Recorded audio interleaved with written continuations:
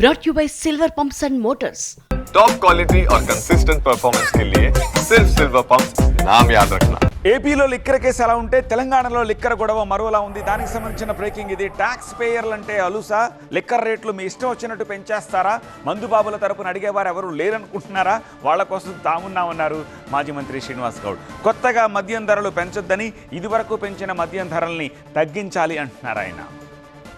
ఎవడు అడుగుకోలేదు మద్యం వేస్తే, ఎవడు మాట్లాడాడు, గట్టిగా మాట్లాడి ధర్నా చేయడు ఎవడు. ఇది పెంచితే 15% బీర్లు పెంచినా ఎవడు అడగలేదు. నోరు మూసుకొని ఎక్కువ అయిపోయాడు. ఇప్పుడు 34,000 కోట్ల 600 కోట్లు వచ్చినాయి. 36,600 కోట్లు. దాన్ని 50,000 కోట్లు చేసుకుంటే ఏం అవసరం లేదు, జిఎస్టీ అవసరం లేదు, ఏం అవసరం లేదు. అక్కడక్కడ భూములు ఈ కథ అయిపోతుంది అనుకుంటున్నారేమో. దయచేసి ఖచ్చితంగా దీని మీద అందరూ స్పందించాలి. మధ్య మీద స్పందిస్తే ఏమవుతుందేమో అనుకోవద్దు. అందరు కూడా విజ్ఞప్తి చేస్తున్నా. ఇదేదో మాట్లాడితే ఏదో మేము తాగుబోతున్నాం అనుకుంటారేమో అని అనుకోకండి. అట్లా వెంటనే వీళ్ళు నియంత్రించాలి. ఏది పడితే అది కంపెనీ తెలంగాణకు వస్తుందంటే ఒప్పుకో పరిస్థితి లేదు. ఖచ్చితంగా ఏ ఒక్క కంపెనీకి బ్యాడ్ హిస్టరీ ఉన్న కంపెనీ అలా వేస్తే మాత్రం ఒట్టి పరిస్థితి ఊరికే పరిస్థితి లేదు.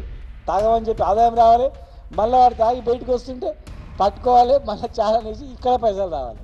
ఇంకా వాడు పట్టుకునేంత వరకు ఇచ్చేటట్లేదు, సచ్చేంత వరకు ఇచ్చేటట్లేదు. ఇక వైన్ షాప్ కూడా తాగమని చెప్పి బెల్ట్ షాప్ ఇస్తారు, నిమిషంలోనే గాంధీ పక్కన పట్టుకుంటారు.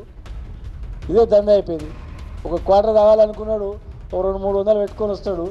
100 రూపాయలు బండి కూడా పెట్టుకొని వస్తుంది. వాడు పట్టుకుంటారు ఎట్లా పోయి ఆయనకు ఇద్దాం 50-100 చాలా కడదామని.